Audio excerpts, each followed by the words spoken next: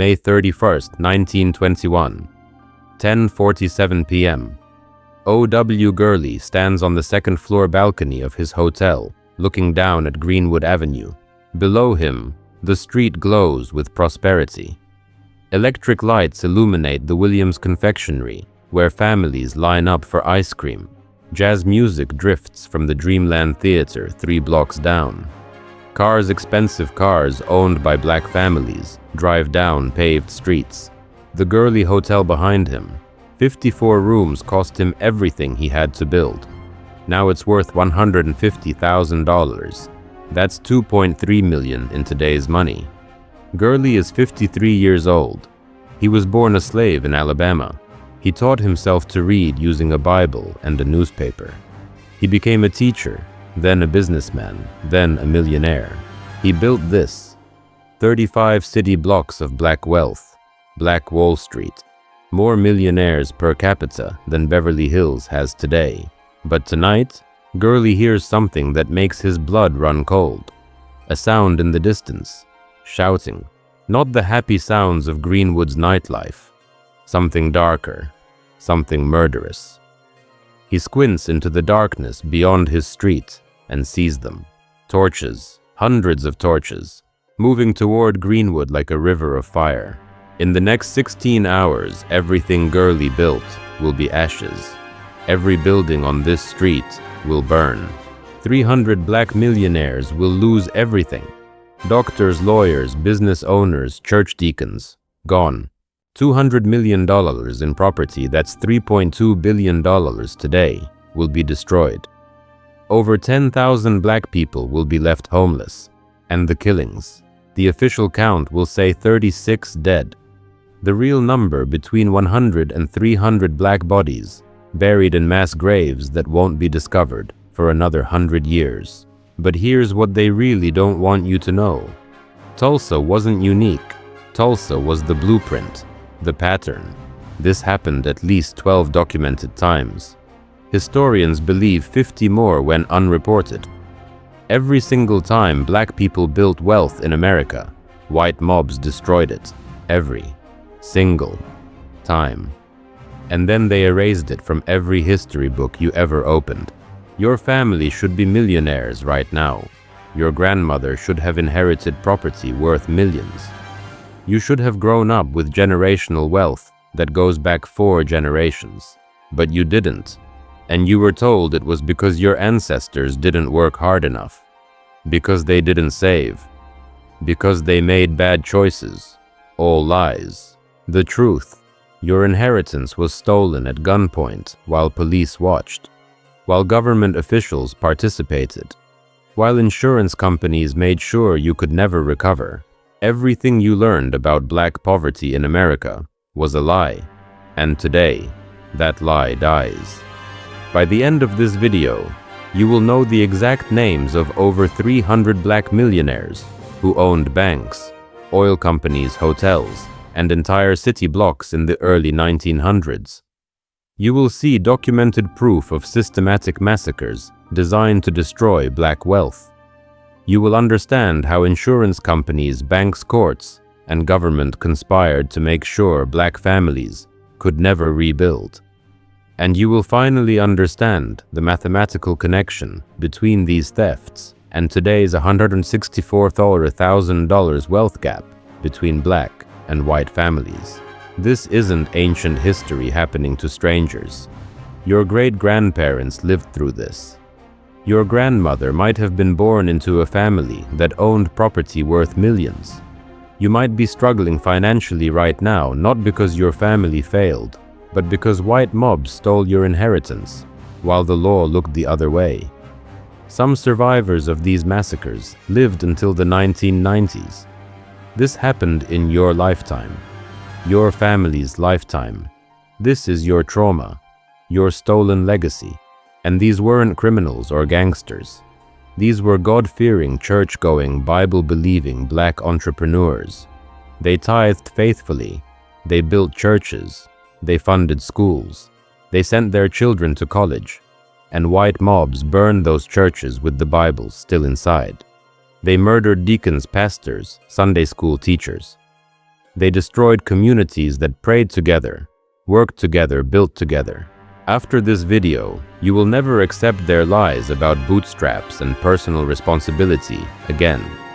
You will understand that black poverty in America isn't failure, it's theft.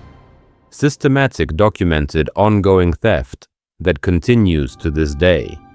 And once you see the pattern, you can unsee it. Once you know the truth, you can unknow it. And once you understand what was stolen, you can unhear the call for justice. Let me take you back to when Black Wall Street was still standing. When Greenwood Avenue in Tulsa, Oklahoma, was the richest black community in America. Maybe the richest black community that has ever existed in this country. The year is 1920. Black Wall Street is thriving. 35 city blocks of black-owned businesses. We're not talking about corner stores and barbershops. We're talking about banks, real banks with vaults and loan officers and savings accounts. We're talking about 2 newspapers, both black-owned, a hospital, a school system, 2 theaters, 13 churches, hotels that rivaled anything in white Tulsa, jewelry stores, furriers selling luxury fur coats, a roller skating rink, a public library, lawyers' offices, doctors' offices, and over 300 businesses, all black-owned, all thriving. The money flowing through Greenwood was staggering. $1 spent in Greenwood would circulate 36 times before leaving the community. Think about that. 36 times. You'd spend $1 at the grocery store. The grocer would spend it at the barbershop. The barber would spend it at the restaurant. The restaurant owner would spend it at the clothing store. On and on. Black money staying in black hands, building black wealth, creating black millionaires. And there were millionaires. Over 300 documented black millionaires in Tulsa alone. That's millionaires in 1920 dollars. Multiply that by 15 to get today's value. We're talking about people with wealth equivalent to $15 million, $20 million, $30 million today, in one community, in Oklahoma, in 1920. Let me introduce you to some of them, because their names deserve to be spoken, their stories deserve to be known, and their descendants deserve to know who their ancestors really were. Ottawa W. Gurley, O.W. Gurley, born 1868 in Huntsville, Alabama, born into slavery, freed when he was 2 years old after the Civil War. His father was a freedman named John Gurley. His mother's name was lost to history, like so many black women's names. Young O.W. taught himself to read using a Bible and whatever newspapers he could find. He attended a black school in Arkansas when he could, became a teacher himself, made $30 a month teaching black children in Fort Smith, Arkansas. But Gurley had bigger dreams. In 1893, he moved to Perry, Oklahoma, and got into finance. He saved every penny. And in 1905, he made the decision that would change black history in Tulsa. He bought 40 acres of land in a section of Tulsa called Greenwood. And he made a revolutionary choice. He would only sell this land to black people. Negro land for Negro people, he said.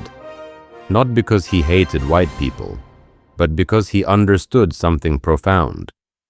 Black people needed a place where they could build without interference, where they could accumulate wealth without it being taken, where they could be safe. Gurley subdivided that 40 acres into lots, sold them to black families, and the community exploded. People called it Little Africa at first, then Black Wall Street. Gurley built the first major structure, the Gurley Hotel. 54 rooms spread across 3 floors. It was the largest black-owned hotel in Oklahoma, maybe in the entire Southwest. The building cost him everything he had. But it made him wealthy. Rooms rented for $1 a night, which doesn't sound like much until you realize that's $15 in today's money. 54 rooms full almost every night. Do the math.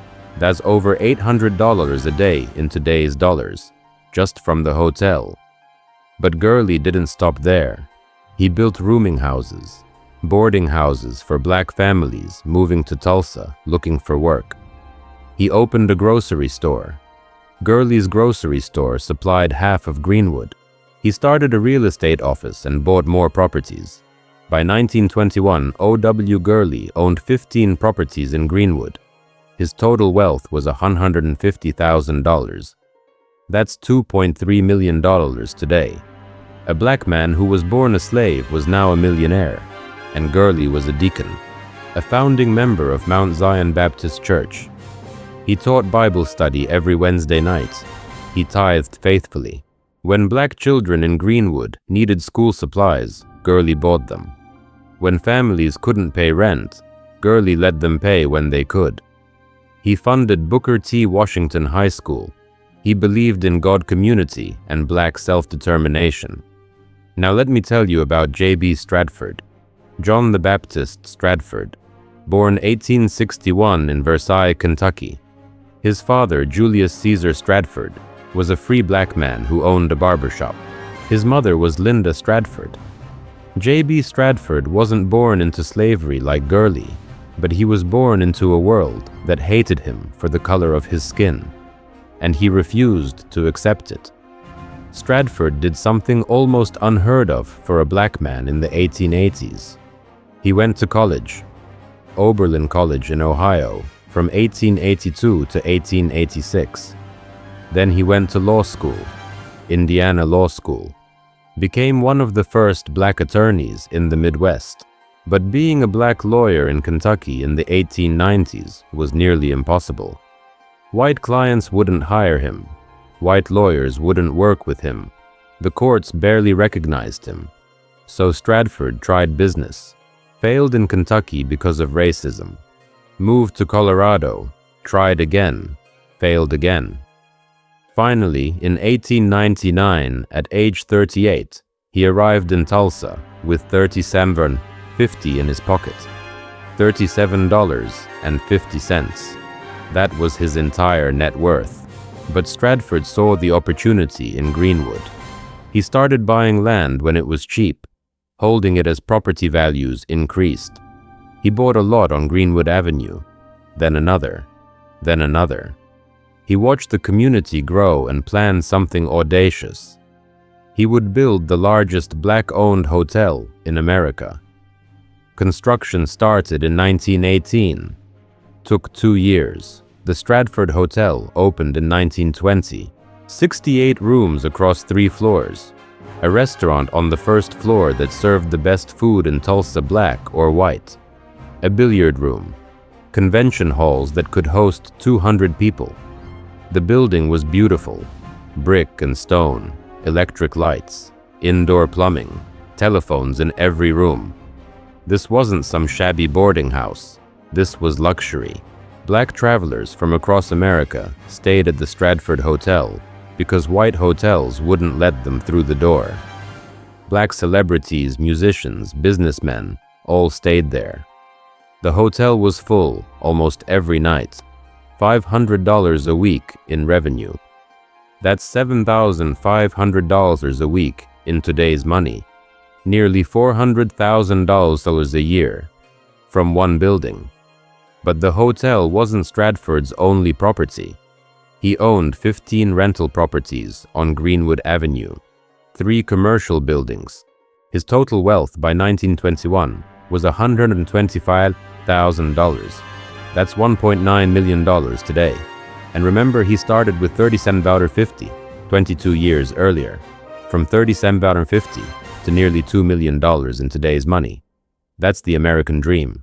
That's what hard work and smart business could do for a black man when given the chance. Stradford was also an activist. He founded the Tulsa chapter of the NAACP. He was a Presbyterian elder. He taught Bible study. He funded scholarships for poor black students. He advocated loudly for black people's right to defend themselves. He wrote articles, gave speeches. He believed that black people had the right to protect their families, their property, and their lives by any means necessary, and that belief would later be used against him. Then there's Andrew Jackson Smitherman, A.J. Smitherman, Born 1883 in Childersburg, Alabama. Studied law, became an attorney. Moved to Tulsa in 1913 with a vision. Black people needed a voice, a newspaper that would tell the truth about black life, black achievement, black struggle. In 1913, he founded the Tulsa Star, the first and only black-owned newspaper in Tulsa. The Tulsa Star had a circulation of 6,000 copies a week. That's huge for a black newspaper in 1913. The paper's slogan was simple: to serve the Negro race faithfully. And Smitherman took that seriously. He wrote editorials calling out racism. He reported on black business success. He encouraged black people to vote, to organize, to defend themselves. He wasn't afraid of white backlash. He wasn't afraid to speak truth. The Tulsa Star building was on Greenwood Avenue. Printing press office, staff of writers. Smitherman also owned his home in Greenwood. His total assets were about $20,000. Not as wealthy as Gurley or Stradford, but significant wealth for the time.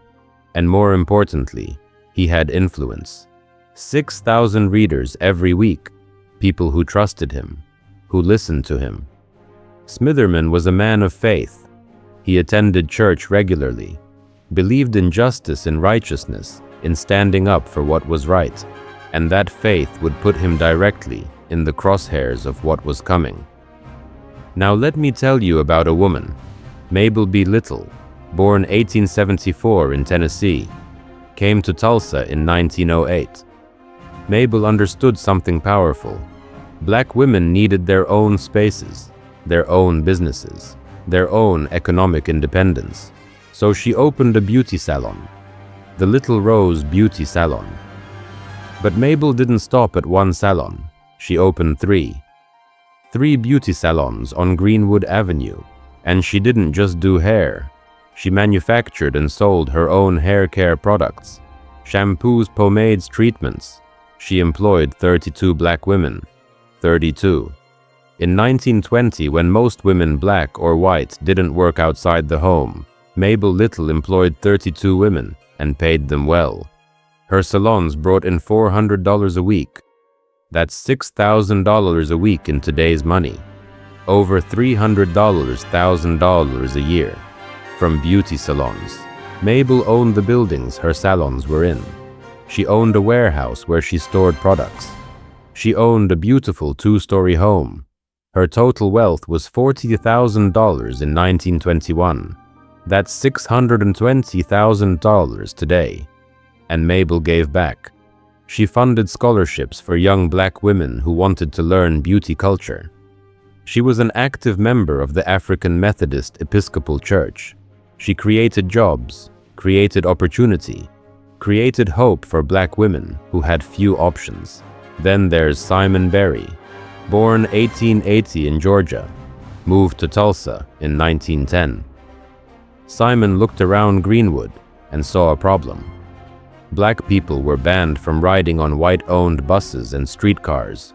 They had to walk everywhere or pay expensive rates for white-owned taxis that often refused to pick them up anyway. So Simon started a business, Berry's Jitney service.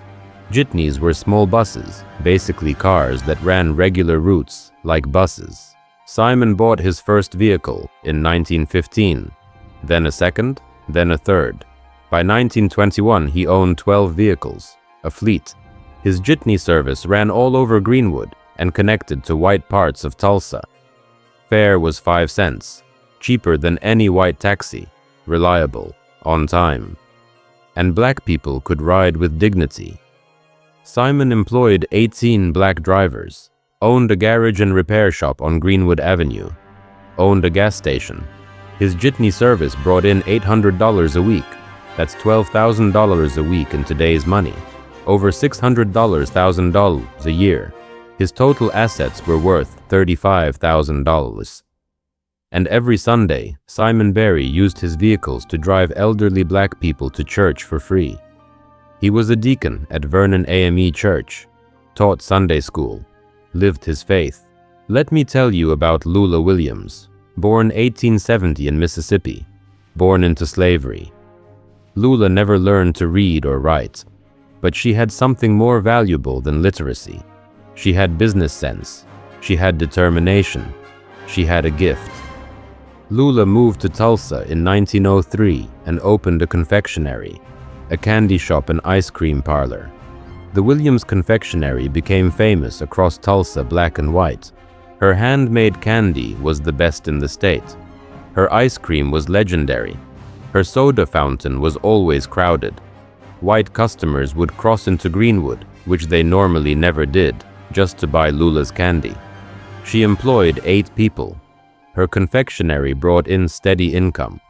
She owned the building, owned her home nearby, had $15,000 in savings in the bank. Her total wealth was $25,000. That's $387,000 in today's money. A woman who couldn't read or write built a business worth nearly $400,000 in today's money. And every year, Lula Williams threw a picnic for poor black children after church. Free food, free candy, free ice cream. She gave away candy every Sunday to children who came to Mount Zion Baptist Church. She funded the church. She was known for her generosity and her faith. Now let me tell you about Dr. A.C. Jackson, Andrew C. Jackson, born 1878 in Memphis, Tennessee. Went to Meharry Medical College, graduated 1907, did his residency in Nashville, then moved to Tulsa in 1912 to practice medicine. Dr. Jackson became the most respected surgeon in Oklahoma, black or white. The Mayo brothers, famous white surgeons who founded the Mayo Clinic, called him the most able Negro surgeon in America. White doctors sent him patients for complex surgeries they couldn't handle. White families begged him to operate on their loved ones. His skill was undeniable. Dr. Jackson had a clinic on Greenwood Avenue, state-of-the-art medical equipment worth $10,000. He owned his home, a beautiful house in Greenwood. He had $25,000 in savings. Total wealth of $50,000. That's $75,000 today.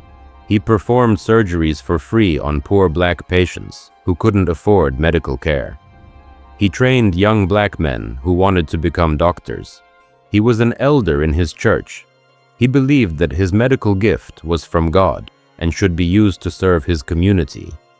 These 7 people: Gurley, Stradford, Smitherman, Mabel Little, Simon Berry, Lula Williams, Dr. Jackson, 7 out of over 300 millionaires in Greenwood. Each one a story of triumph against impossible odds. Each one a testament to black excellence, black determination, black faith. But I need you to understand something. These people weren't exceptional in terms of intelligence or talent. They were exceptional only in the fact that they had an opportunity, a rare opportunity, a brief window of time when black people in one community were allowed to build wealth without constant white interference. What they did with that opportunity proves something that white supremacists have always feared: that given a fair chance, black people will not just survive, they will thrive, they will excel, they will dominate. And that's exactly why what happened next was inevitable. Because black success in America has always been met with white violence. Always, no exceptions. The pattern never changes. Black people build wealth, white people destroy it. And then they erase it from history, so the next generation never knows what was stolen. Now let me tell you what happened on May 31st, 1921, the day that changed everything, the day that $200 million in black wealth was destroyed in 16 hours. May 30th, 1921, Memorial Day. A 19-year-old black kid named Dick Rowland works as a shoe shiner in downtown Tulsa. During his lunch break, he needs to use the bathroom. The only bathroom available to black people is on the top floor of the Drexel building. To get there, Dick has to take the elevator. The elevator operator is a 17-year-old white girl named Sarah Page. What happened in that elevator, nobody knows for sure. The most likely scenario based on later evidence is that Dick tripped getting into the elevator and grabbed Sarah's arm to steady himself. Sarah screamed. Dick ran. That's it. That's the whole incident. A clerk in the building heard the scream and saw Dick running. The clerk called the police and said a black man had assaulted a white woman in the elevator. By the next morning, the story had grown. The Tulsa Tribune, a white newspaper, ran a story with the headline, "Nab Negro for attacking girl in elevator." The story claimed Dick Rowland had attempted to rape Sarah Page. It was a lie. Sarah Page herself would later refuse to press charges and disappear from Tulsa. But the lie was out there, and lies about black men and white women have always been the spark that ignites white violence. Dick Rowland was arrested and taken to the courthouse. By the evening of May 31st, a white mob of about 2,000 men had gathered outside the courthouse. They were there to lynch Dick. They brought rope. They built a platform. They were preparing to drag Dick out of that courthouse and hang him in the street like white mobs had done to thousands of black men before him. But this time something different happened. Word reached Greenwood that a lynch mob was forming, and the black men of Greenwood, many of them veterans who had fought in World War I, made a decision. Not this time. Not in our city. Not while we can stop it. 75 black men, many of them still wearing their military uniforms, grabbed their rifles and marched to the courthouse. These were men who had fought for America in Europe, men who had faced German machine guns, men who had earned medals for bravery, and they were not going to stand by while white people lynched a 19-year-old kid over a lie. They arrived at the courthouse around 9 p.m. The white mob was 2,000 strong by then. The black men, 75 of them, stood at the courthouse steps. A white man approached one of the black veterans and tried to take his gun. A shot was fired. Nobody knows who fired first. Doesn't matter. The shooting started. The black men, outnumbered 25 to 1, fought for about 30 minutes. Then they retreated in good order, back to Greenwood. They had protected Dick Rowland. The lynch mob hadn't gotten him. It should have ended there.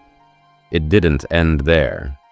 The white mob, now humiliated and enraged, turned their attention from the courthouse to Greenwood.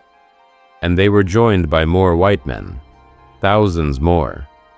The mob grew to 10,000 people. 10,000 white men and women, armed with guns, torches, and pure hatred. The Tulsa police didn't stop them. The police gave them weapons, gave them deputization, told them to go into Greenwood and, quote, put down the black uprising. It was 10 p.m. on May 31st, 1921, when the invasion of Greenwood began. The white mob came from multiple directions: north, south, east, west. Thousands of armed people pouring into a black neighborhood of 10,000 residents. The black people of Greenwood tried to defend their homes. Remember, many of them were World War I veterans. They knew how to fight. They had weapons. They set up defensive positions, and for a few hours they held off the mob. But the white mob didn't just fight with guns. They used fire. They went building by building, breaking down doors, stealing everything valuable, pouring kerosene on floors and furniture and lighting matches. Block by block, Greenwood began to burn. By midnight, the fires were visible for miles. The smell of smoke filled the air. Families ran from their homes with whatever they could carry. Many ran to churches, thinking churches would be safe. The mob burned the churches with people inside. Mount Zion Baptist Church, where O.W. Gurley was a deacon, burned to the ground. Vernon A.M. Church, where Simon Berry taught Sunday school, became ashes. The killing was systematic. White mob members shot any black man they saw. They shot black women. They shot children. Bodies fell in the streets and were left there. Some black families hid in their basements. The mob burned the houses over them, and they burned alive. Others tried to surrender. The mob shot them anyway. And then at around 5 a.m. on June 1st, something happened that had never occurred in American history before. Private planes, small aircraft hired by white Tulsans, flew over Greenwood and dropped firebombs. Dynamite, turpentine bombs. They dropped them on buildings, on crowds of fleeing black people, on anything that moved. This was the first aerial bombing of an American city. The first time Americans used aircraft to bomb other Americans, and the targets were black families running for their lives. By 8 a.m., the National Guard arrived. Finally, you might think, help has come. No, the National Guard didn't protect black people. They rounded them up. 6,000 black people survivors of the massacre were arrested at gunpoint. Arrested, marched to detention camps at the convention center and fairgrounds, held like prisoners of war, men, women, children, forced to sleep on the ground, given little food or water, guarded by men with machine guns. The destruction continued until about 2 p.m. on June 1st. 16 hours of systematic destruction. When it was over, 35 blocks of Greenwood had been burned to the ground. 35 blocks, 1,256 homes destroyed, 191 businesses burned, every school, every church, every hospital, every library, every single thing that black people had built in Greenwood was gone. The property damage was estimated at $1.5 million in 1921 dollars. That's $200 million in today's money. But honestly, the real number is closer to $3.2 billion when you factor in lost business income, lost wages, lost generational wealth. $3 billion of black wealth gone in 16 hours. And the bodies. The official death toll was 36. 26 black, 10 white. That number is a joke. Witnesses reported seeing trucks hauling dozens of black bodies to mass graves, bodies thrown into the Arkansas River, bodies buried in unmarked locations around Tulsa. Modern estimates from historians put the real death toll between 100 and 300 black people killed. To this day, they're still finding mass graves in Tulsa using ground-penetrating radar. O.W. Gurley watched his hotel burn from a distance. 54 rooms, all his wealth turning to ash. J.B. Stradford's 68-room hotel, the pride of Black America, burned to the foundation. The Tulsa Star Building, where A.J. Smitherman printed the truth, destroyed. Mabel Little's 3 beauty salons gone. Simon Berry's 12 jitneys, 11 of them burned or stolen. Lula Williams' confectionery, the place where she gave candy to children every Sunday, ashes. Her husband John was shot dead, trying to protect their business. And Dr. A.C. Jackson, the most able Negro surgeon in America. The man white doctors called a genius. The man who saved white lives in his operating room. Dr. Jackson didn't run. He stayed in his home to protect his family. On the morning of June 1st, white mob members came to his house. Dr. Jackson walked out with his hands up. He said, "I'm Dr. Jackson. I'm not armed. I surrender." They shot him 17 times, 17 bullets. He died in his front yard while his wife and 3 children watched from the windows. A white doctor who arrived later said they killed the best surgeon in the whole state, black or white. And they killed him for no reason, except that his excellence threatened their lie about white superiority. Think about that. They murdered the man who could have saved their lives, the man who had saved their family members on his operating table. They murdered him because his success, his education, his skill, his wealth, proved that black people were equal or superior to whites. And that truth was more dangerous to them than losing the best surgeon in Oklahoma. After the massacre, after 16 hours of destruction, you might think someone would be held accountable. You might think the police who deputized the mob would be arrested. You might think the private citizens who burned 256 homes would face justice. You might think the pilots who dropped bombs on American citizens would be prosecuted for murder. Not one person was ever charged. Not one. Out of 10,000 white people who participated in the massacre, who looted, who burned, who killed, not a single person faced consequences. 0 arrests, 0 trials, 0 convictions. But plenty of black people were charged. Black men who defended their homes were arrested for inciting a riot. J.B. Stradford was charged with inciting a riot and murder. Murder. The man who lost everything was charged with causing the violence that destroyed his own wealth. He had to flee Tulsa in the middle of the night, running for his life to Chicago. He was never allowed to return. He would die in 1935, never having recovered his wealth, never having cleared his name. His exoneration didn't come until 1996, 61 years after his death. A.J. Smitherman, the newspaper editor, also fled to Massachusetts. He continued publishing newspapers, but never regained his wealth or influence. He died in 1961, no justice, no compensation, just exile and poverty for telling the truth. The survivors who stayed in Tulsa tried to rebuild. O.W. Gurley tried. He filed insurance claims like everyone else. The insurance companies denied every claim. Why riot exclusion clause? Insurance policies didn't cover damage from riots. And the massacre was officially called a riot, not what it actually was, which was domestic terrorism and mass murder.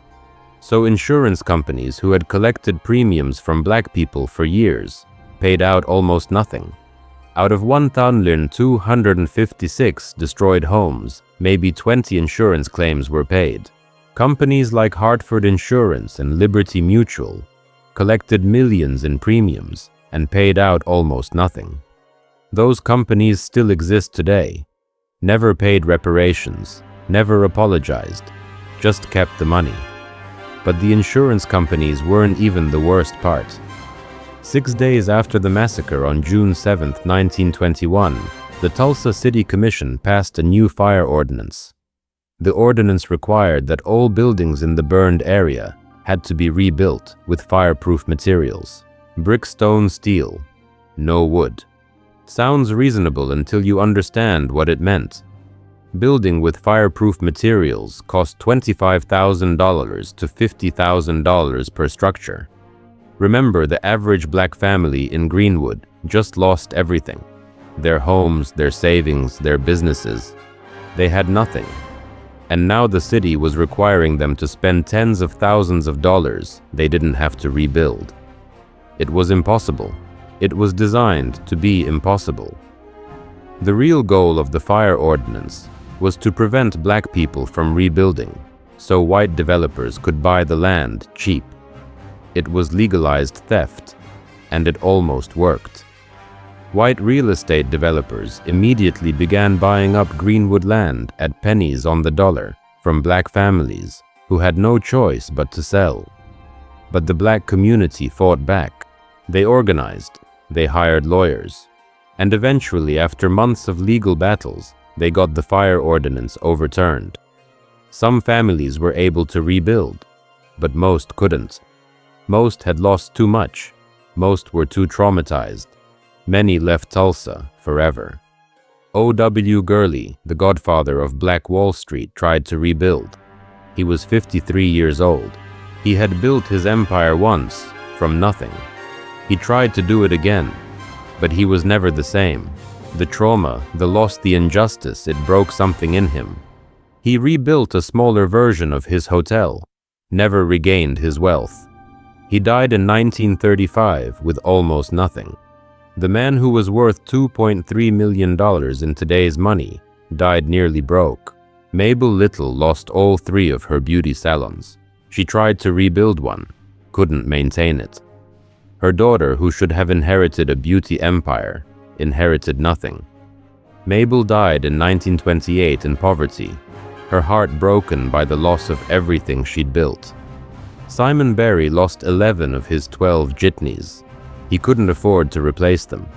He ended up working as a driver for a white-owned company, the same kind of work he did before he became wealthy. The business he built, the empire he created, gone. He died working for someone else. The wealth destruction was complete, and the generational impact catastrophic. Think about it like this. If O.W. Gurley had been able to pass his $150,000 in wealth to his children, and they had invested it conservatively and passed it to their children, and so on, his descendants today would have tens of millions of dollars. Instead, his descendants started from zero. Some of them grew up in poverty, never knowing their great-grandfather was a millionaire. Multiply that by 300 millionaires in Tulsa alone. Multiply that by 12 to 50 other massacres across America. Calculate the compound interest on stolen wealth over 100 years. The total theft estimates range from $100 trillion to $500 trillion in today's dollars. That's not a typo. Trillion, with a T. But I told you Tulsa wasn't unique. I told you this was the pattern. So let me prove it to you. Let me show you that what happened in Tulsa happened over and over and over again. Every single time black people built wealth, white mobs destroyed it with government approval. Let me show you the pattern that they erased from every history book you ever opened. November 10th, 1898, Wilmington, North Carolina, 23 years before Tulsa. This is where the pattern was perfected. Wilmington in 1898 was a thriving port city. And here's what they never taught you. The city was 56% black, and black people weren't just living there. They were running the place. Wilmington had black city council members, black policemen, a black deputy sheriff, a black magistrate. The city government was what they called a fusion government, a coalition of black Republicans and white populists working together. It was the most successful example of interracial democracy in the South. The black community had built significant wealth. There were 25 black-owned businesses on Market Street, black doctors, black lawyers, black landowners, and there was a black newspaper. The Daily Record, run by a man named Alex Manly. The paper had a circulation of 1/500, and it told the truth about black life and white racism. Alex Manly wrote editorials challenging white supremacy. He wrote about black achievement. He encouraged black political participation. White supremacists in North Carolina couldn't stand it. They launched a statewide campaign called Redeem North Carolina from Negro Rule. The campaign was led by a group called the Red Shirts, a white supremacist militia. Their leader was a man named Alfred Moore Waddell, a former Confederate officer and politician. On November 10th, 1898, Waddell led a mob of 2,000 armed white men into Wilmington. Their first target was Alex Manly's newspaper office. They burned the Daily Record building to the ground, destroyed the printing press. Then they fanned out across the black neighborhoods and started killing. The massacre lasted all day. White men went door to door in black neighborhoods, shooting any black man who didn't flee fast enough. They killed between 60 and 300 black people. The exact number is unknown because bodies were thrown into the Cape Fear River and never recovered. The official death toll, like Tulsa, was absurdly low, 14. The real number was at least 60, probably over 100, possibly as many as 300. But Wilmington wasn't just a massacre, it was a coup, an actual overthrow of a democratically elected government. The only successful coup d'etat in American history happened in Wilmington, North Carolina in 1898. Waddell and his mob forced the mayor, Silas Wright, to resign at gunpoint. They forced every black and white Republican official out of office. They installed Waddell as mayor. They threw out an elected government and replaced it with white supremacists. And nobody stopped them. The governor of North Carolina supported them. The federal government did nothing. President McKinley said nothing. Over 2,000 black residents fled Wilmington, abandoning their homes and businesses. Property damage was estimated at $400,000 in 1898 dollars. That's tens of millions today. Every black person with any wealth or education was driven out. And the white supremacists celebrated. They literally held victory parades in the streets. For the next 70 years, black people in North Carolina had virtually no political power. Wilmington stayed majority white through legal and violent suppression. The coup worked, and it wasn't in history books until the 1990s. 100 years of silence. January 1st, 1923. Rosewood, Florida, 2 years after Tulsa. The pattern repeats. Rosewood was a small town in Levy County, Florida, about 150 to 200 black residents. But unlike most black communities in the South, many families in Rosewood owned their land. They weren't sharecroppers. They weren't renters. They owned property. The combined property value was over $50,000 in 1923 dollars. Not millionaires like Tulsa, but solidly middle class. Landowners, homeowners.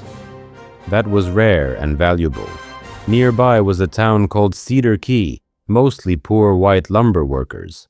They resented the fact that black people in Rosewood owned land, while many whites didn't. Class resentment mixed with racial hatred is a deadly combination. On January 1st, 1923, a white woman named Fannie Taylor, 22 years old and married, claimed a black man had broken into her house and attacked her, just like Tulsa. Another lie about a black man and a white woman. Except this time we know for certain it was a lie, because historians later proved Fannie Taylor had a white lover who beat her that morning, and she blamed a fictional black man to hide her affair. Doesn't matter. The lie was enough. White mobs from Cedar Key and surrounding towns formed within hours. They were hunting for the suspect. They terrorized Rosewood residents looking for him. On January 2nd, the mob attacked the home of Aaron Carrier, a black man. They accused of harboring the fictional attacker. There was a shootout. 2 white men were killed, 4 wounded. This enraged the white mob even more.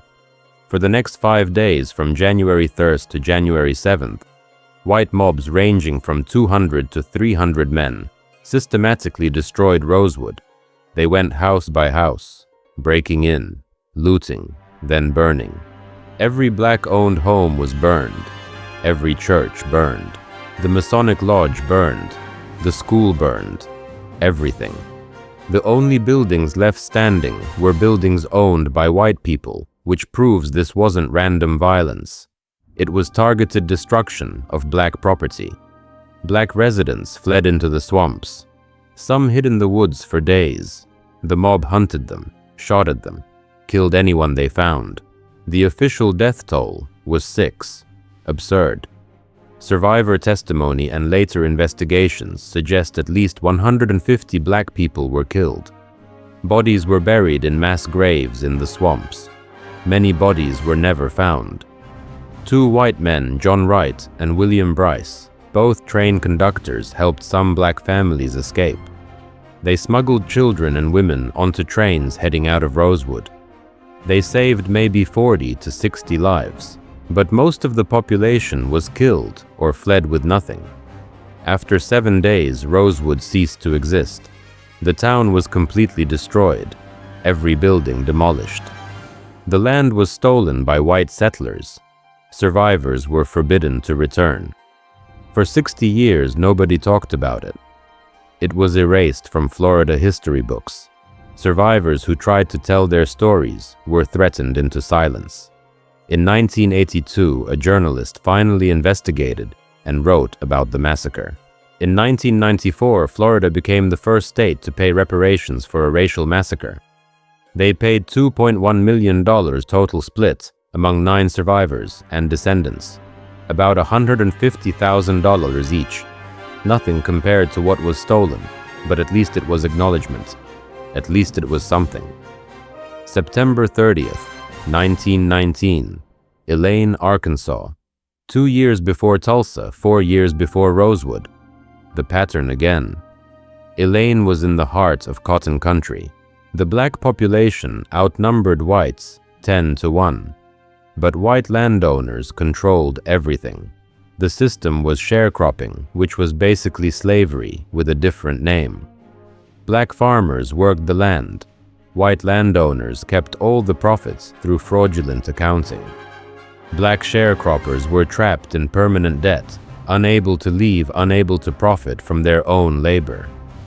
In 1919, black sharecroppers had had enough. They formed a union called the Progressive Farmers and Household Union.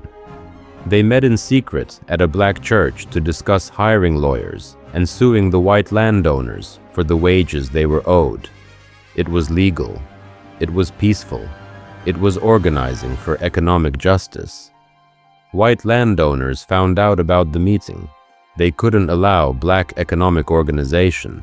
On September 30th, a white posse attacked the church while the union meeting was in progress. Shooting started. One white man was killed, possibly by friendly fire from other whites. Doesn't matter. The white version of the story was that black people had started a race war.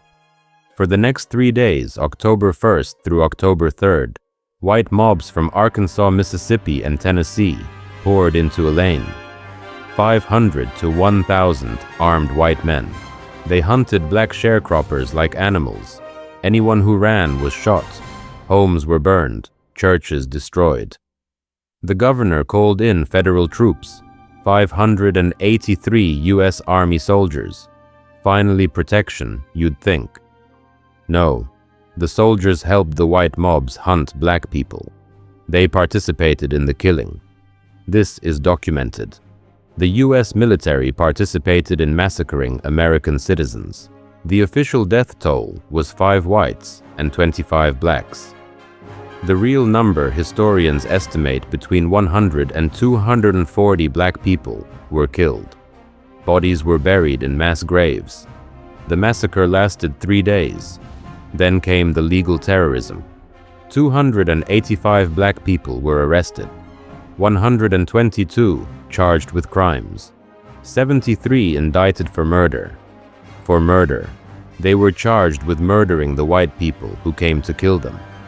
12 black men were sentenced to death. 67 got long prison sentences. How many white people were arrested? 0. Out of 1,000 white mob members and federal soldiers who killed hundreds of black people, 0 arrests. The NAACP appealed the death sentences all the way to the Supreme Court. In 1923, the court ruled the trials had been unfair. Moore v. Dempsey. It was a landmark case. Eventually, all 12 death sentences were overturned, but the process took years. Some of the men died in prison, and the larger injustice, the massacre itself, was never addressed. The Union was destroyed. Sharecroppers returned to virtual slavery. Any attempt at economic organization was crushed for decades. November 2nd, 1920. Ocoee, Florida. 1 year before Tulsa. Election Day. Ocoee was a majority black town in Orange County. A man named July Perry was a prosperous black farmer and landowner. He owned significant property. He was respected in the community. On November 2nd, 1920, it was election day for the presidential election. Black citizens in Ocoee tried to vote. They had the constitutional right to vote. But a black man named Mose Norman was turned away from the polls. He went to Orlando, hired a lawyer, and returned to vote with legal paperwork proving his right. The white poll workers were furious. That night, a white mob of over 100 men came looking for Mose Norman. They couldn't find him. So they went to July Perry's house instead. He was the most prosperous black man in town. The mob attacked his home. July Perry defended his family. He had a gun. He shot 2 white attackers. Both died. The mob burned Perry's house. They captured him. They shot him. Then they hung his body from a tree. Then they shot the body again. A lynching. Then the mob turned on the entire black community. For the next several hours, the mob, which grew to 400 men, burned every black-owned home in Ocoee. They killed at least 25 black residents, maybe more. Bodies were never recovered. Every black resident, about 500 people, was forced to leave Ocoee. They were told never to return. It was complete ethnic cleansing. Ocoee became an all-white town overnight. It stayed all-white until the 1980s. 60 years. No one was prosecuted. July Perry was posthumously blamed for the violence.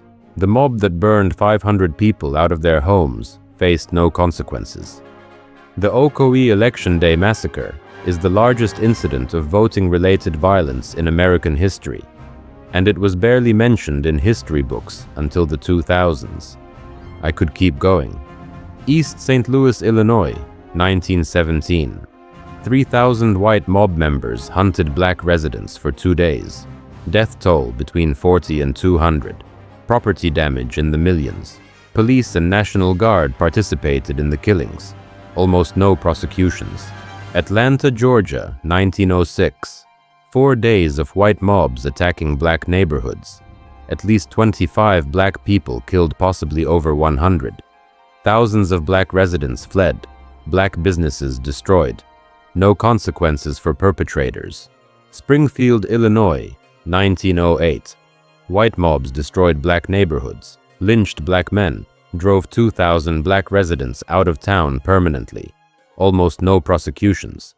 Chicago, 1919. 13 days of violence. 38 people killed, 537 injured. 1,000 black families left homeless. Pattern after pattern after pattern. Do you see it now? Do you see the pattern? Let me spell it out clearly. Every single time black people build wealth, create businesses, buy property, achieve success, white neighbors become jealous, resentful, feel threatened by black prosperity. A triggering incident occurs, usually a false accusation about a black man and a white woman. Sometimes just black political organizing or economic success. White mobs form with police cooperation. They're given weapons, deputized, told to restore order. Systematic destruction begins. Homes burned, businesses looted, then burned, churches destroyed, black people killed in the streets, mass killings. Official death tolls always absurdly low. Real numbers 5 to 10 times higher. Bodies hidden in mass graves or rivers. Zero prosecutions of white perpetrators.